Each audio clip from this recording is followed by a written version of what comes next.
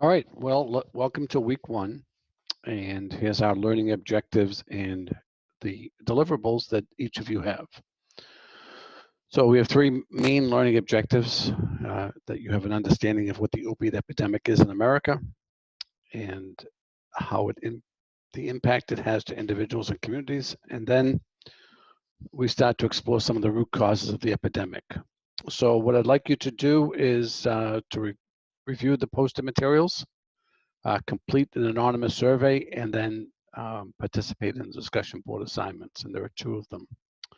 And actually, I have this out of order a little bit because the first thing I'd like you to do is the survey. So before you review the posted materials, please complete this anonymous survey. And basically gives us a baseline about where everybody is before we start the course. So it's not a test. And if you don't know an answer, I'd prefer you to answer, I'm not sure, or I don't know, just so I get a better understanding. So I'll show you what's on the survey if I can. So essentially, I ask you some basic questions about words that come to mind when you think about addiction, opiate crisis, and then some basic questions here about the size and magnitude of the opiate healthcare crisis.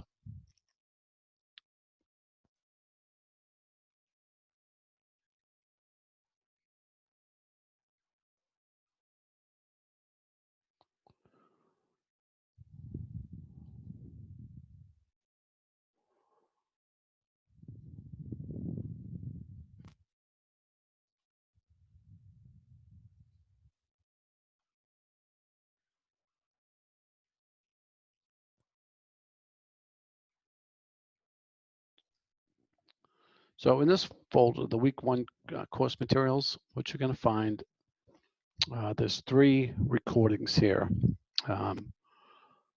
Video one and two are pretty brief, and they're going to tell you how opiates work, a brief history of opiate use and abuse in America. Those go, I think, like 15 or 20 minutes each.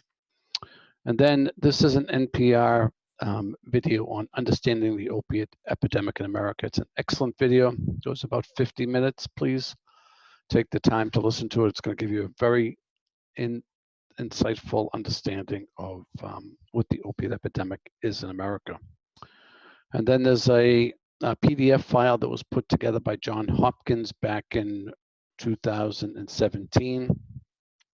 And they've done really an excellent job talking about the opiate epidemic. They call it evidence to impact. So they kind of delve into some of the root causes and talk about what we can do to try to address some of the problems as they see them. So I think after you've gone through and looked at those three videos and at least reviewed at a high level the document, you'll have a very strong understanding of what the opiate healthcare crisis is in America.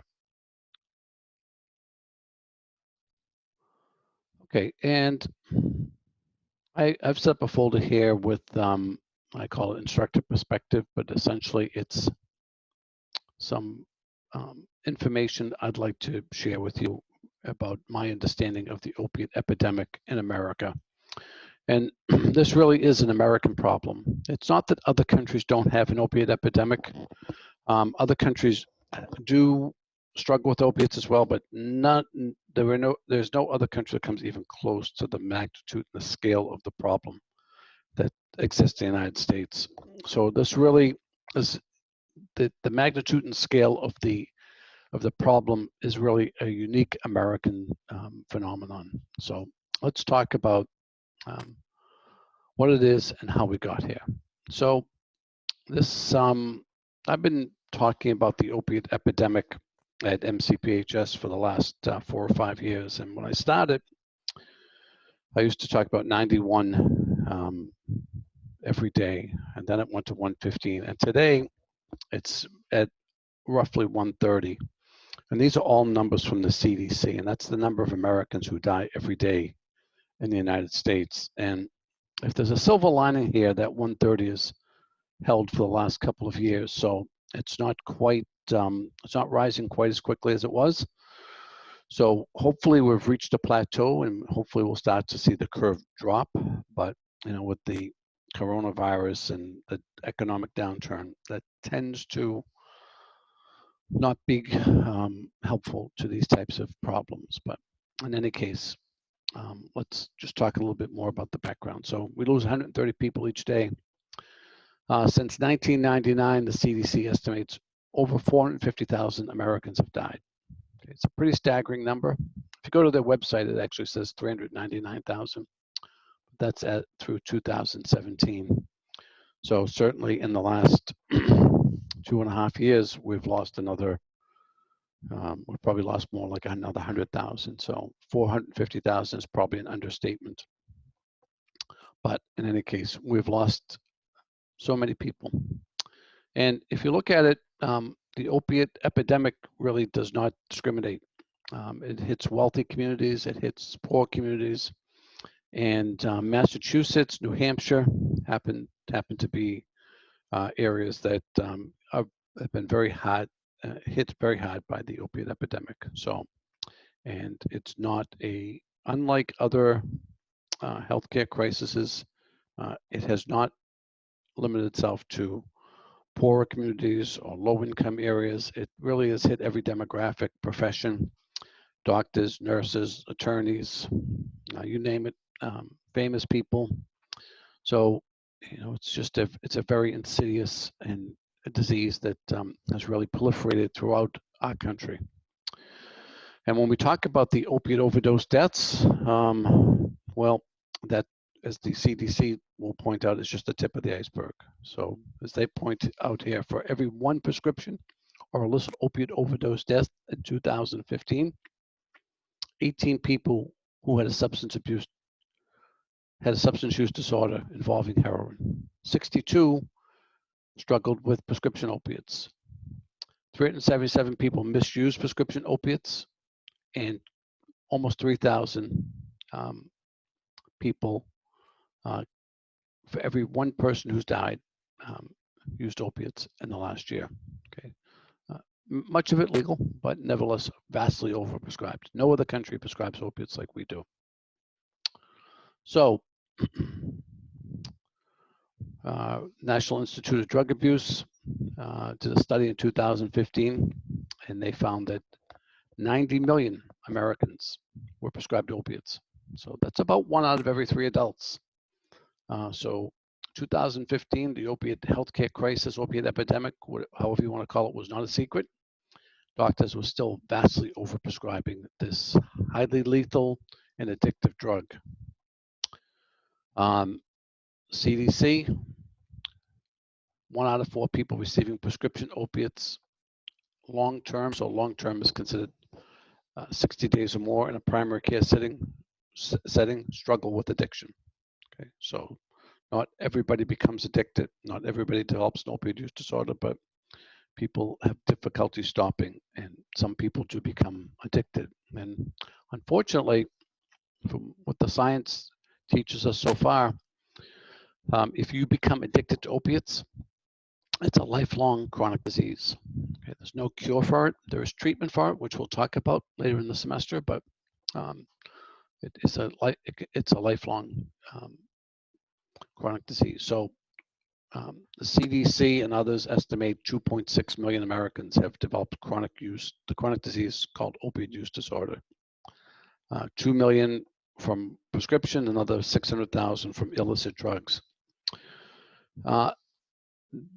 The researchers at the Boston University 2 years ago indicated that they believe that number is vastly understated. They indicated that the numbers were probably 4 times that amount. So we know at least 2.6 million Americans, and it may be as high as 10 million Americans suffer day in and day out with opiate use disorder, which is that insatiable craving for the next opiate. And it's not to feel good, it's just to feel normal.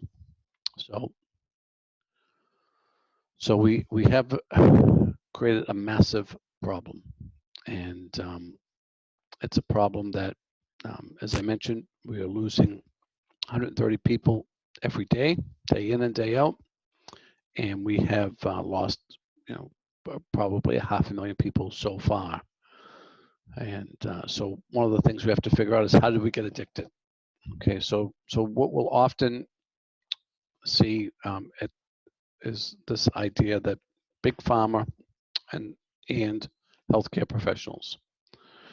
That may be an oversimplification because there are some underlying issues around economic insecurity, traumas that people have, etc. But there are some fundamental things that we know have been done that which are clearly wrong.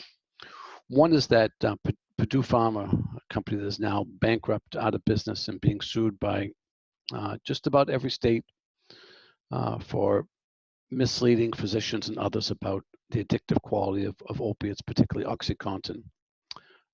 So Big Pharma lied to both the American medical profession and to the American public about how addictive their drugs were, because we've known for centuries that opiates are highly addictive, and so what Purdue Pharma did was they came up with an opiate that they said could be taken without the risk of addiction, and essentially they lied. So they lied, and so Big Pharma is certainly a culprit in this, and many companies, but particularly Purdue Pharma is being sued. There are others, Johnson & Johnson, AmerisourceBergen, and so forth, that are being sued as well for having misled the public. But here's the other reality: is that you cannot get an opiate prescription without a healthcare provider. So a doctor, dentist has to prescribe it. So the question is, why do we prescribe opiates to 90 million people when we know they're so addictive? And so, so the American medical profession has to look at themselves in the mirror and say, why do we do this? And I don't have an answer to that question. I continue to ask it. I continue to ask, well, why do dentists, particularly general practitioners, even prescribe opiates? But well, topic for another day. But what we know is that if you become addicted, then there really it really is very difficult to stop, and in some cases it becomes something that you just can't stop. So so the American medical profession, at the behest of Big Pharma in the late 1990s, decided that the pain would be the fifth vital sign. And so the four vital signs, which you probably know: body temperature, pulse, respiratory, blood pressure, have been around forever. They're measured in a standard way. We get relatively objective results. Pain, if our way of measuring that is very subjective. So basically, we really have no standard or good way of measuring pain. But nevertheless, pain became the treatment of pain became a big issue, and so that led to a vast overprescribing of opiates starting in the mid 90s and really continuing through today. Although the amount of opiates prescribed is been coming down, but certainly not quickly enough. So how do we get here? Certainly, Big Pharma and the American healthcare profession both have their share of blame. And it's not to say that there aren't other issues going on, but at the root of all this, if we didn't have Big Pharma pushing it on the healthcare profession and the healthcare profession providing it to their patients, then we would not be in the situation today, without question. Because 80% of people who use heroin and illicit drugs started with the prescription. Okay, so the other issue that we have today is that something called fentanyl. Fentanyl is a very powerful opiate, and that is almost all the illicit drugs that people buy on the street today has fentanyl in it. It has fentanyl because it's easy to make, it's cheap, and it also is very strong, which people who are struggling with opiates, they want that. So one thing that we need to kind of get our heads around is that opiates is a chronic disease. I'm sorry, opioid use disorder is a chronic disease, just like diabetes or anything else. And if we could start to get a head around that, then we can start to think about people who have opioid use disorder, not as people who have done something wrong or people that are making bad choices, but people that have become ill, most often because they were prescribed something by a family doctor, a dentist, and who we have a moral obligation to try to help them get on the road to recovery. So, um, so addiction, like any other chronic disease, it is preventable, and we'll talk about that. It's treatable, okay, particularly through medication-assisted treatment and maybe some non-pharmacological ways. It changes the biology, and if untreated, it can last a lifetime. So the other big thing about opioid use disorder is there's a stigma attached to it, okay? And that stigma really prevents people from stepping forward and saying, I'm sick and I need help, okay? So terms that you've probably heard along the way: addict, junkie, druggie, alcoholic, they're clean or dirty. Those are things that stigmatize the individual. So language is certainly a big part of that. So the use of substance use disorder, person recovery, negative and positive, those are terms that are important. So the video that I'm asking you to watch in the week one materials was done by PBS. It's called Understanding the Opiate Epidemic. And when I teach this in class, I just show the first 10 minutes, but I want you to watch the entire 50 minutes. You'll see Dr. Kolodny featured widely in this and in one of the other videos I provided. He's over at Brandeis and has really become a national figure in recognizing that opiate overprescribing is really at the root of this epidemic. So, and then there's a couple of other videos here that that I think would be helpful for you to watch. Well, I'm sorry, one step ahead of myself here. So the American problem, it's not normal and it's not okay. Okay, so we consume 80% of the world's opiates. Pretty amazing, right? We're 4 to 5% of the world's population, 80% of the opiates. And that's why we are where we are, ladies and gentlemen. So, and I like to personalize things a little bit. So this woman, Laura Martin, I've had her speak in Boston. If you listen to her talk, I think it goes about 10 minutes. She lost her brother. She was an attorney. She quit being an attorney, is now trying to help people with substance use disorder. And it's just gives you a sense as to the individuals behind the story, which is one of the reasons why the term paper is I'd like people to talk to people, investigate people who have been impacted by it. And then just a little bit more here. This video goes a little bit longer and just interviews different people who have been impacted by the opiate healthcare. So I'll give you some perspective behind the numbers.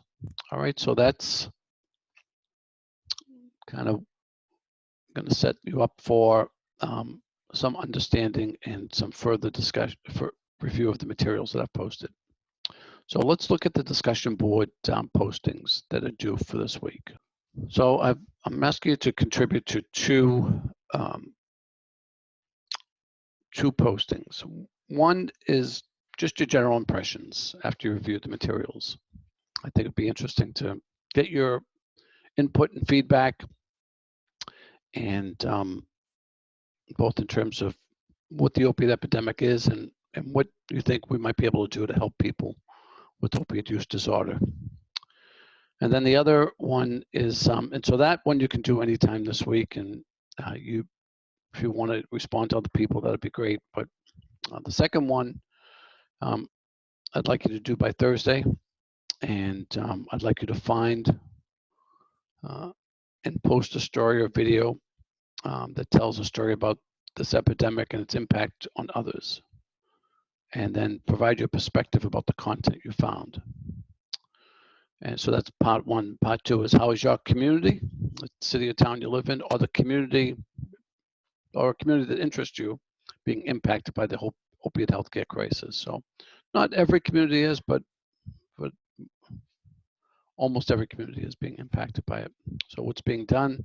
What more would you like to be done? Okay, so those are the discussion board questions, and I'll jump in during the week as well as I see you post things, and add my 2 cents. But I'm looking forward to your input and feedback, and you can email me, you can call me or text me, and I'm try to get back to you right away, certainly within a couple of hours, and happy to chat with you via Zoom or on the phone or whatever.